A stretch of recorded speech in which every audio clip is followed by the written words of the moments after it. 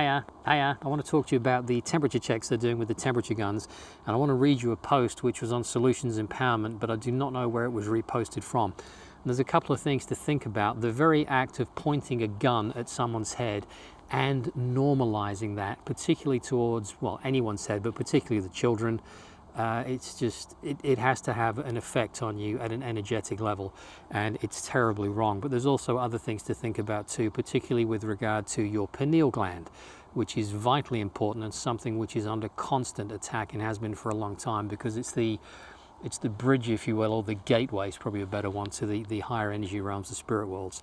Anyway, let me read you this, and this is from an Australian nurse. I'm really worried.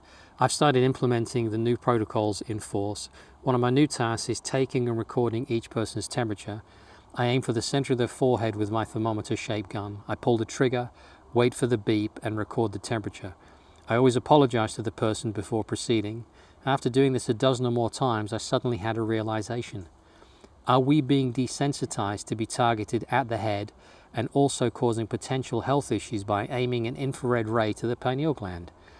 So I started taking the temperature on the wrist, which turned out to be more accurate given that the forehead is cooler than the wrist and the results differ by more than 1 degree in some cases. I went to a shopping mall and people were lining up to get their temperatures taken by an employee who was obviously not a medic and was not properly educated on how to correctly perform this procedure. Many were shocked when it was my turn and I took the gun that was being directed at my forehead and redirected it to my wrist. I spoke softly but firmly and told the employee that an infrared thermometer must never be pointed at someone's forehead, especially babies and young children.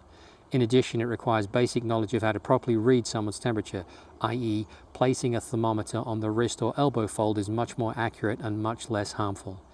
It was very disturbing to me to observe children getting used to seeing an object the shape of a gun aiming at the forehead and without any negative reaction from the adults as if this was normal and acceptable. As a medical professional, I refused to directly target the pineal gland, which is located directly in the center of the forehead with an infrared ray. However, most people agree to go through this several times a day. Our pineal glands must be protected as it is crucial for our health both now and in the future. The pineal gland is a small pinecone-shaped gland of the endocrine system, a structure of the encephalon of the brain. I hope I said that right. The pineal gland produces the hormone melatonin. Melatonin influences sexual development and sleep-wake cycles. And if you remember from another video I did, melatonin is one of the strongest, if not the strongest antioxidant. It's absolutely critical for your body's health. The pineal gland is composed of cells called pinealocytes and cells of the nervous system called glial cells. The pineal gland connects the endocrine system with the nervous system, and it converts nerve signals from the sympathetic system of the peripheral nervous system into hormone signals. Over time, calcium deposits build up in the pineal, and its accumulation can lead to calcification in the elderly. Function. The pineal gland is involved in several functions of the body, including secretion of the hormone melatonin, regulation of endocrine functions, conversion of nervous system signals to endocrine signals, causes sleepiness, influences sexual development, influences immune system function, antioxidant activity. Ask yourself, is it ever wise to aim an infrared laser light at the pineal gland? I'm going to leave you to have a think about that one. If you are subjected to those kind of temperature checks, you might want to redirect that to your elbow fold or your wrist to give them a more accurate reading and to avoid any potential health damage that they are inadvertently being trained to cause in you.